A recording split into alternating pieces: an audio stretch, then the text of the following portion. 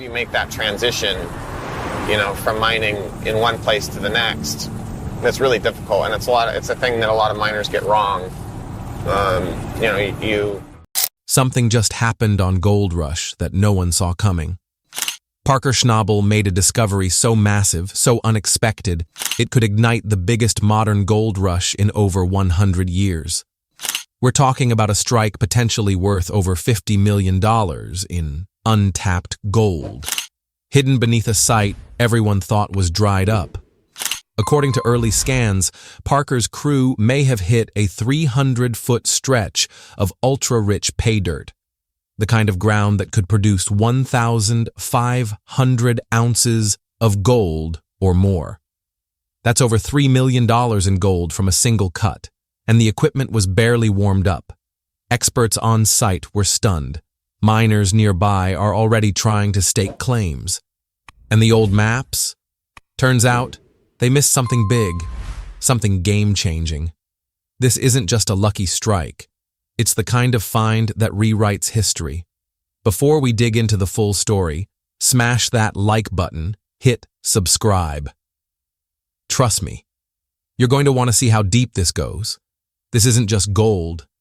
It's a gold rush reborn. They thought it was just another day at the claim, another push for gold. But the ground had other plans. Mud clung to boots like glue. The rain turned trenches into quicksand. Then the excavator locked up, frozen mid-swing, frozen solid, as if gripped by the earth itself. The crew circled the bucket, eyes wide, breath caught in their throats. Inside, something smooth, pale, too perfect to be a rock. Ivory, a mammoth tusk still locked in ice that hadn't seen the sun in 10,000 years. One tusk became 2, then 3, and more. Bones, fossilized and pristine, began surfacing, turning a gold hunt into an archaeological revelation. The air grew heavy with disbelief and wonder, but Parker kept his face stone cold.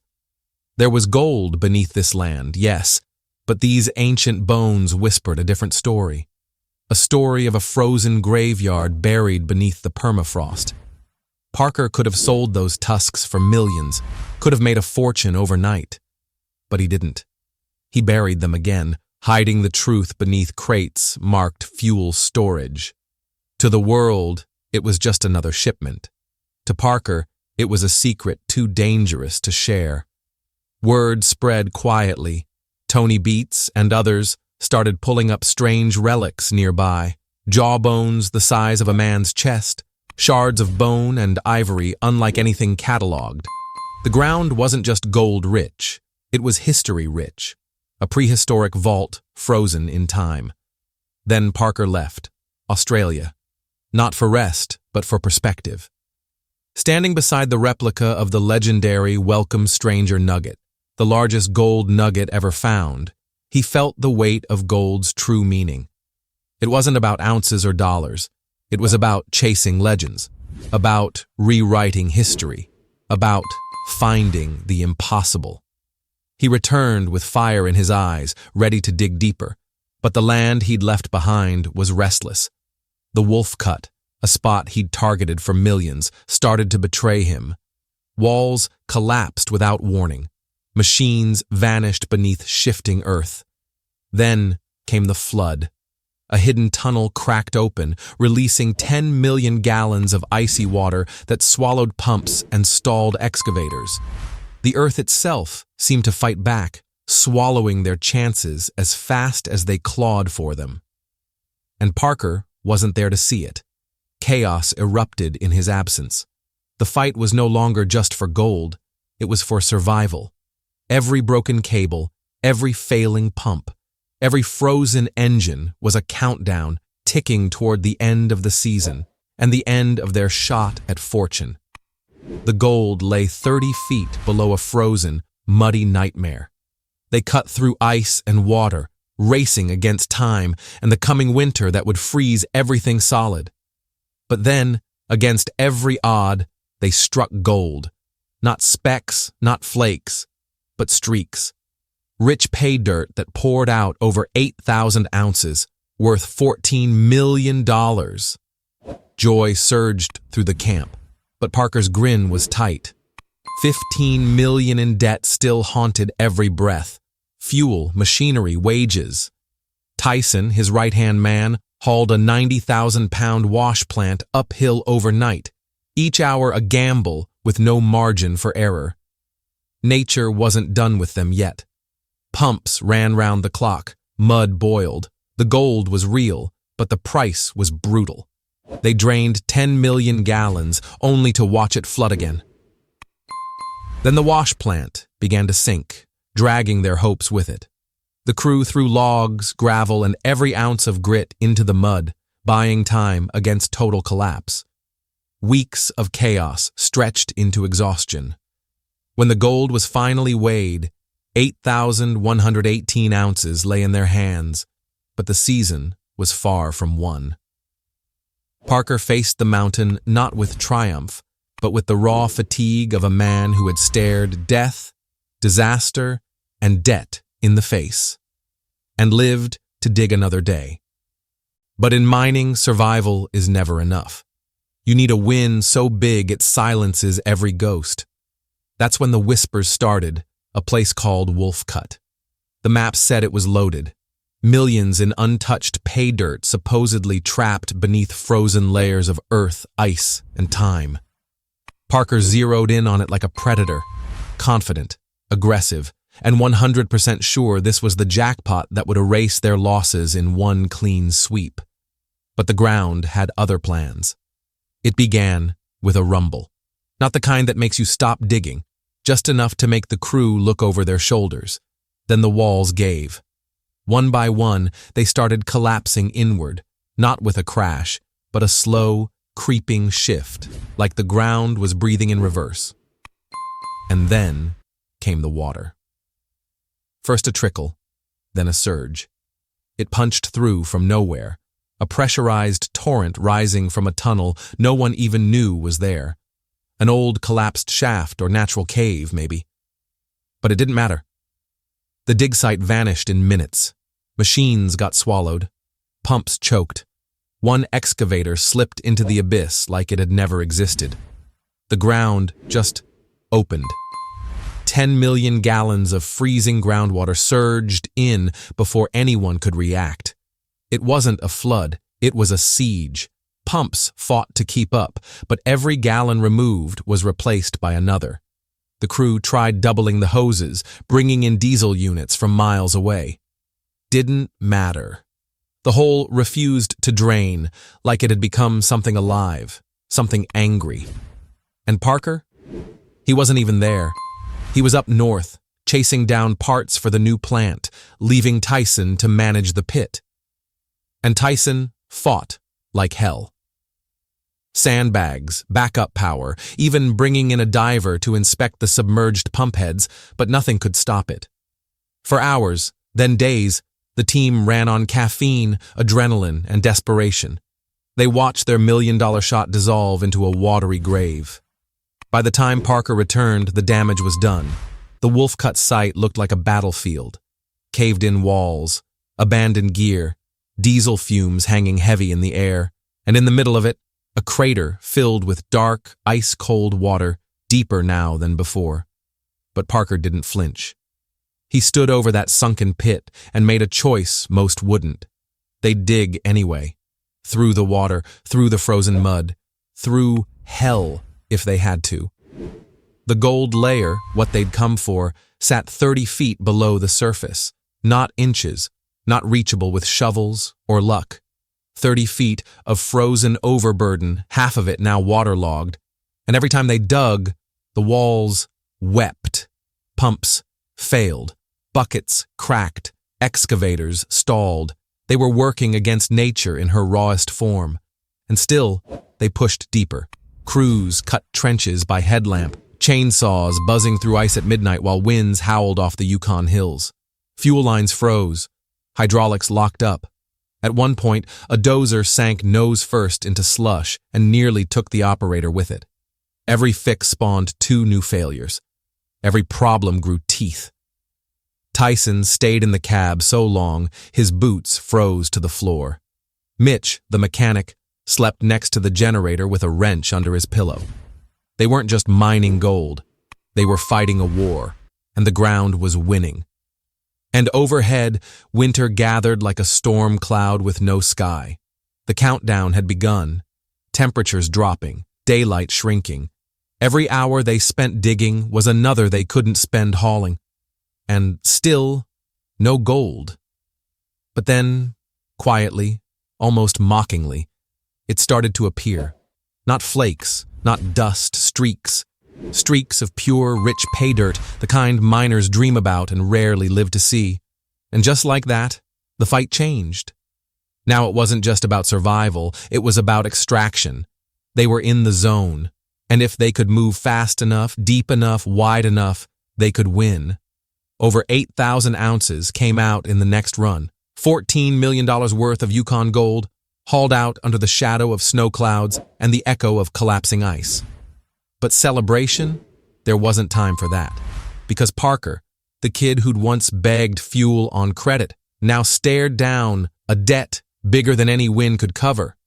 $15 million owed to fuel suppliers, trucking outfits, labor, permits, food, repairs. The gold barely covered the ledger, and the meter was still running. So they doubled down. Tyson took the biggest gamble of his career, moving the 90,000-pound wash plant, Big Red, uphill, through soft frost, under freezing sleet, and over ground that had already given way once. No crane, no margin, just brute force, calculated madness, and a 2-hour window before the sun dipped below the ridge. And it worked. Barely. But nothing about this season felt like winning. Every ounce of gold came with an ounce of pressure. The more they pulled, the more they had to spend. More fuel, more repairs, more risk. The mine had become a living machine, and it demanded blood to keep running. They had the gold. But they weren't rich. They were just deeper in the game. And winter hadn't even touched down yet. Then the mine turned hostile. The ground didn't just fight back, it struck. Beneath their boots, frozen ice veins shattered into flowing rivers. Pumps screamed non-stop. Mud clung to every machine like a curse. And the men were barely holding on. They had drained 10 million gallons of water, twice, and still the pit refilled like a living, breathing monster. As if the land itself refused to give up its gold. And then it happened again, another blow. The wash plant, the very heart of the operation, began to tilt. Not slow, not subtle, a lurch, a groan, then sinking. They had minutes to respond. Wood planks, steel beams, old tires, anything they could grab, were thrown under the collapsing frame. It was chaos, fists flying, boots stomping, voices shouting through radio static and wind. No room for error. If that plant went down, the entire season was done. Not just Parker's dream. Not just a year's work. Millions. Gone. The crew didn't sleep that night. Not one of them. They watched the wash plant as it held steady on a patchwork lifeline of grit and desperation. Some stared in silence. Others paced. It was like waiting for a bomb to go off, and then nothing. No explosion, no collapse. Just a gray, eerie calm that settled over camp like fog. It didn't feel like victory. It felt like survival. By morning, the sky was pale and thin, the kind of dawn that doesn't promise anything. And that's when they saw it. The pile. Gold. Not dust. Not flakes. Real chunks. Pay dirt thick with promise. But no one cheered. No high fives. Just quiet. The kind of silence that comes after war. 8,118 ounces. Over $14 million pulled from the belly of hell. But $364,000 still riding on borrowed diesel and unpaid repairs. The numbers didn't match the pain. Parker's face didn't glow with victory. It tensed with calculation. The gamble had paid off, but barely. Every inch forward still pulled debt behind it like a shadow. There was no breathing room, just another race, another claim, another battlefield. And that's when Parker made the call. Dominion. Hot, brutal, dry terrain where nothing gives easy. A claim that breaks trucks and mines. But Parker didn't blink. He'd already stared down floods, collapses, and $15 million worth of debt. What was a little more? They didn't have days. They barely had hours. Tyson led the charge. Again. The man who never left the front lines. The wash plant had to move. Uphill, fast. One wrong cable, one bad weld, and the entire structure could snap like a twig. Every piece mattered. The conveyor, the hopper, the shaker deck. No room for fatigue, no time to second guess. The crew moved like a unit under fire. Bolts flying, steel clanging, sweat burning through layers of dust. They didn't speak unless they had to. It was too late for small talk, too close to the edge. By sunrise, it stood. The plant, assembled, humming. Not perfect, but standing. And that was enough. Enough to dig. Enough to believe. For now. No one knew what lay beneath the Dominion dirt. It could be a mother lode or a grave. But Parker didn't care. He was already walking back toward the controls, toward the next scoop. Because that's the thing about gold, it doesn't care what it cost you, it just sits there, waiting. And some men, they can't stop chasing it. But while Parker chased the next ounce, something else was chasing him. Just when the dust had finally started to settle around Parker's camp. A name echoed across the Yukon and flipped the gold mining world upside down. Todd Hoffman, the man who many thought had hung up his hard hat for good. But now he was back, and not quietly. No warning, no press release. Just one massive move. A new mine, a new location, and a very public purchase that sent every rumor mill spinning. Word hit the camps like a punch to the gut. Todd had bought a claim deep in the Yukon, close to where it all began. Satellite maps lit up, YouTube flooded with speculation, and die-hard fans knew something was brewing. Todd wasn't just another miner. He was the flashpoint, the face of the first season, the man who convinced his crew to risk it all, back when mining reality TV was still finding its legs. He'd been mocked, praised, cheered, and jeered. But through it all, Todd brought something no one else could. Energy. Big, chaotic, unpredictable energy. For a while, that energy dimmed. His spin-off show, Hoffman Family Gold, had launched with promise, but ended quietly in 2024. No scandal, no big finale, just silence. Fans thought that was it, that the Hoffman dynasty had faded into memory, replaced by Parker's precision and Tony's fire. But then came the videos. Helicopter flyovers of untouched ridges, time lapses of dozers carving veins in raw terrain, mysterious captions like "The storm returns" and "We're not done." No explanation, just Todd in silhouette standing over vast stretches of land. And the speculation machine kicked into overdrive. Was this another mining venture? A full-blown series reboot? A network deal? The Yukon isn't cheap, and Todd never moved quietly. Investors had to be behind this. Or maybe a production crew already filming in secret. Drone footage, hints of branding, clues buried in Instagram filters. The internet obsessed over every pixel. But behind the headlines, behind the dramatic shots and cryptic teasers, there was another figure. Quiet, focused, and carrying a legacy not entirely his own. Mike Hoffman, the son who rarely spoke on camera, the one who didn't chase fame but inherited its spotlight anyway. For years, Mike was just Todd's kid.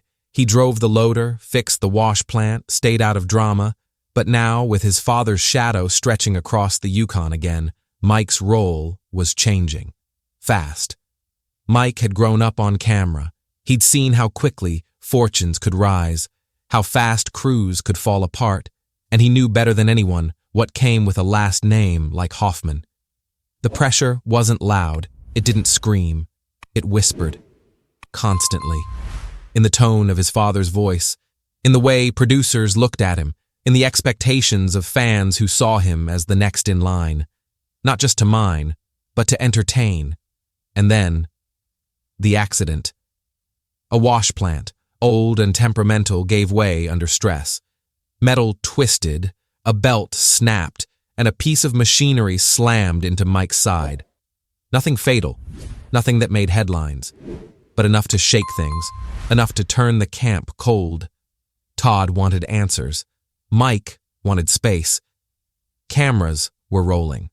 Of course they were, but something about the way Mike stood up, brushing off the dust, said this wasn't just another gold rush moment. It was a fracture, a quiet one, but deep. Mike didn't yell. He didn't storm off. He just disappeared for a few days. No one knew where. But when he came back, he looked different, more focused, less tethered. People talk about the dual lives of miners, how they change when the camera's off. Mike's second life was no secret to locals. By day, he was hammering frozen earth. By night, he trained in medieval European martial arts, real sword fighting, not fantasy cosplay, chainmail, longswords, combat drills, discipline, control, balance. It wasn't an escape. It was a transformation. He didn't talk about it on camera. He didn't post flashy videos. But the training gave him something the mine never did: clarity. In a world ruled by legacies, broken equipment, and unpredictable ice flows, swordsmanship was precise, honest, and brutally demanding. Some say Mike is cracking. Others say he's forging his own path, one swing at a time. Meanwhile, Todd's operation continues to swell. More equipment arrives. More posts go live. Helicopter shots zoom out further, revealing a landscape littered with possibility and pressure. Crews have started appearing again. Not faces we recognize. But there's movement, activity, noise. And for the first time in years, the Gold Rush community feels something unfamiliar: uncertainty. Because if Todd is coming back, that means the old energy, the chaos, the brotherhood, the fights, the comebacks, it's all coming too. But this time, it's different. This time, the stakes aren't just gold and ratings, they're legacy. Parker's precision has become legendary. Tony's fire never faded. Rick still haunts the hills like a ghost from past glory. But Todd was always the storm, unpredictable, raw, unfiltered, and now that storm is rolling back in. The question isn't whether he'll strike gold. The question is whether the Yukon can survive what's coming. Because in this world, gold doesn't just bring fortune, it brings war. If you felt the tension, the power, the silence, and the storms building with every word, don't just scroll away. Smash that like button, hit subscribe, and drop a comment. Is this Todd's final strike, or just the beginning of a whole new reckoning? Because trust this, something massive is coming, and no one, not even the legends, are safe.